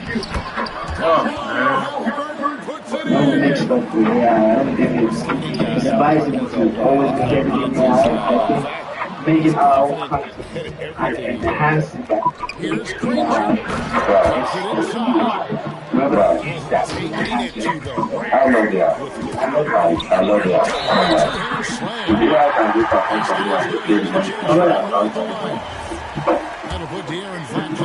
Yeah, very welcome. And he'll be shooting his first free throw of the game. First round pick is defensive player back in 2005. Can you agree or disagree with the order of receivers that way? Obviously, I vehemently disagree. And I'm going to start with the first one. An even bigger shock to me than Ty Simpson was Carnell Trey. That I was that team at that moment. I'm on record. I know you guys pretty much disagree. I'm sure you completely disagree, but I never saw special in Carnell Tate. and he's playing opposite a superstar, a future NFL superstar receiver. He caught 82 balls this past season, and he caught 51. And he plays outside the numbers. He'll beat you deep occasionally. He'll beat you the boundaries. But he didn't work the middle of the field. He's not special fast. He's not special quick. He's not special separation. He's just a good number 2 receiver to a great number 1 receiver. And you can't spend the 4th overall pick on Carnell Tate. It's just mind-boggling to me because I feel like it was a mock draft wonder where everybody kept mocking him higher and higher and higher, and they finally said, well, we wanted Jeremiah Love. That's how it smacked to me because they weren't sure that Arizona was going to take Jeremiah Love. And they got caught flat-footed and said, well, I don't know, let's go Carnell Tate. You know, again, I really like your guys. I like Jordan Tyson a lot. I just like Makai Lemon more. And if they've taken Jordan Tyson at 4, I could live with that. But I can't live with Carnell Tate because I saw some special in Jordan Tyson. I just don't like the injury history, and we're about to find out. Here we go. As my old partner Shannon Sharp used to tell me, you limp in, you limp out. You know, you limp into the season, you limp out of it. And if you've got any lingering injury issues, it's just going to be an ongoing problem, and people are going to say, told you so, told you so, told you so. And, yeah, the steal of the night, the biggest shock of the night to me was that Howie Roseman, the best GM in pro football, who didn't even play high school football, figure that, go figure, that Howie Roseman bamboozled Jerry Jones out of a pick at 20 so that he could take a falling Makai Lemon. Because the Rams didn't take him at 13, and I think people were so shocked by that they had their eyes on people down the line, 14, 15, 16, 17, and all of a sudden, as Howie said after the draft, I just said, wait a second, who's falling? I got to figure out a way to go get him. And I love what Sirianni said after the draft of Makai Lemon. He said his ability to separate, his insane ability to catch the ball in contested situations. He's insanely competitive, and I love his toughness. And that pretty much sums up what you and I have talked about. He's just a baller. You could see him last night what he said, I'm a dog. Well, he's a dog. And I know Keith doesn't love his talent level and his size. Like, you don't think there's anything special there. He's just special getting open. And it's been a long time since I saw a receiver attack a defense the way he attacks the defense and the football. And here's the bottom line for Philadelphia.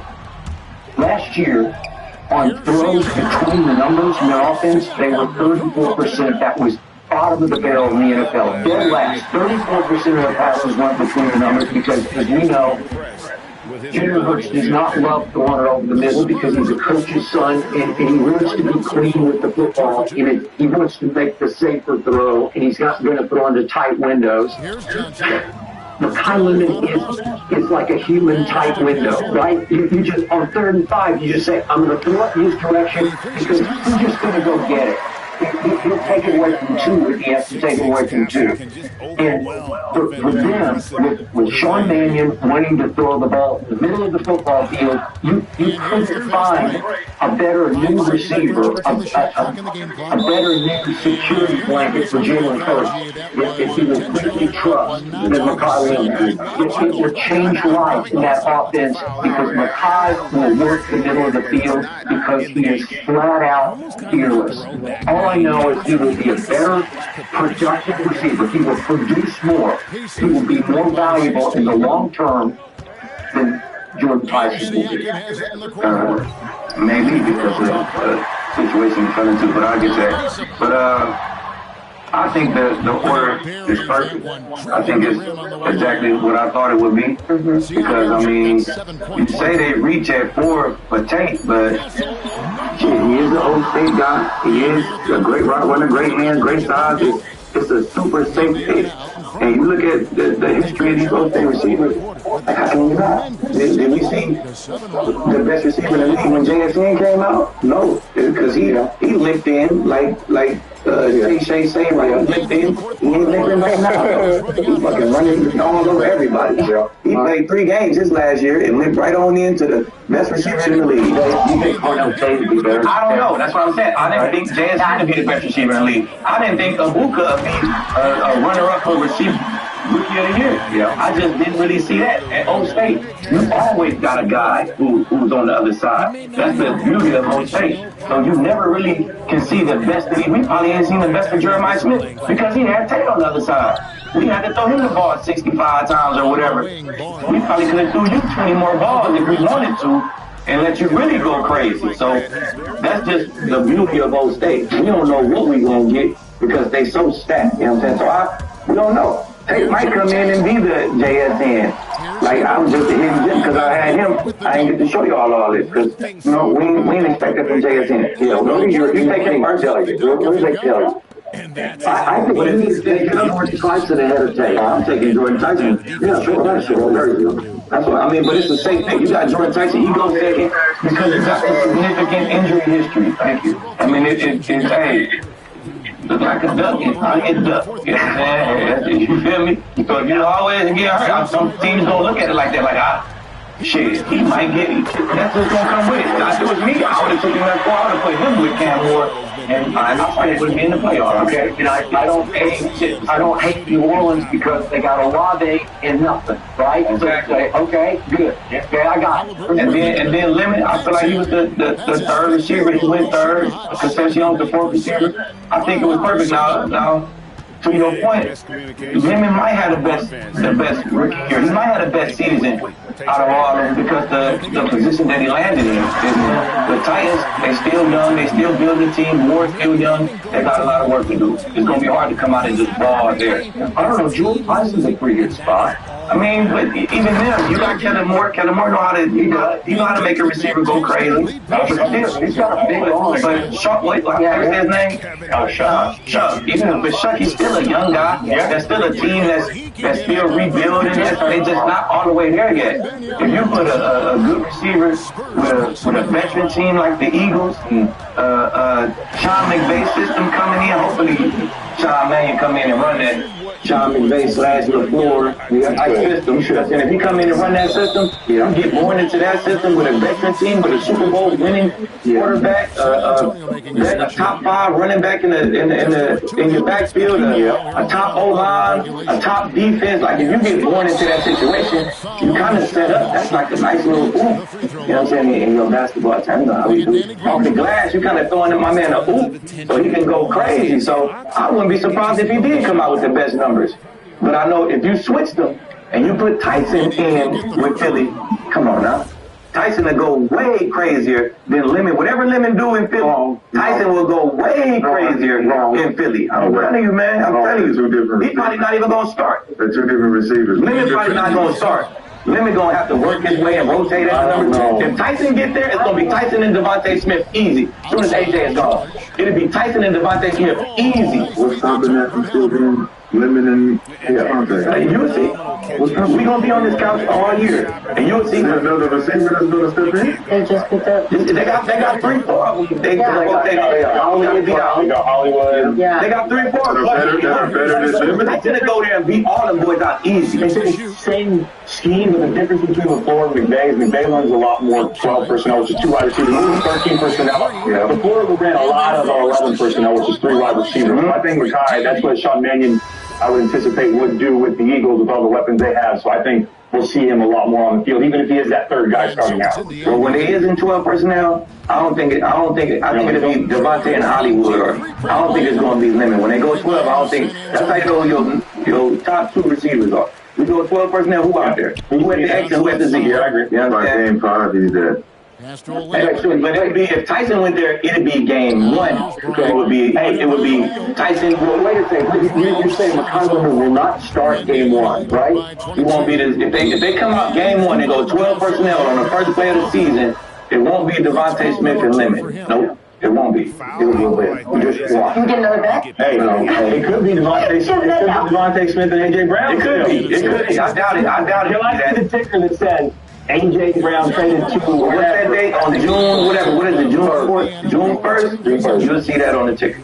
You know? But I like the order, though. Overall, I like the order. It's exactly how I would have, mapped it out.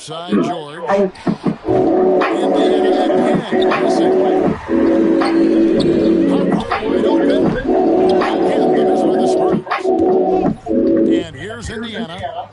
George with the ball. Now guarded by Fox. The shot by George. This Thunder shoes is the best style for you. It's the right way.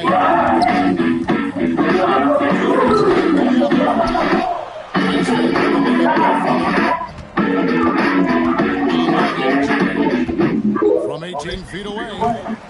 George missing again.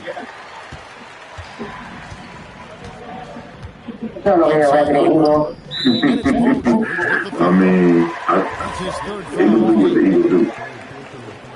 We still would shine the light and bring them home. I think, as Coach was talking even last week about Lemon and what he brings to the table as far as just being a polished, well-polished receiver that can do a multitude of things. And when you look at the Eagles and what their needs are, they need a reliable underneath threat, and I think that's what he is. He can Wes Welker for the Patriots. Yeah, shifty slot guy. Get him in those type of positions where he doesn't have the pressure on him as much to be a number 2 or